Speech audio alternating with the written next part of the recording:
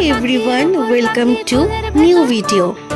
आज के दिनটা আমার কাছে ভীষণ স্পেশাল, কারণ আজ আমার প্রথম আইবুড়ো ভাত। এতদিন আমি সবার আইবুড়ো ভাত খাওয়া দেখতাম, কিন্তু আজকে আমি নিজে আইবুড়ো ভাত খাবো। আমি আগেই ভেবে রেখেছিলাম যেদিন আমার ফার্স্ট আইবুড়ো ভাত হবে সেদিন বেশ সুন্দর করে সাজবো আমি। আজ আমার আইবুড়ো ভাত দিয়েছে আমার দিদুন আর আমার বড় মাসিমণি। সেই জন্ম থেকে এখনো পর্যন্ত এই দুটো মানুষের অবদান আমার জীবনে অনেকটা বেশি, বললেও কম হবে।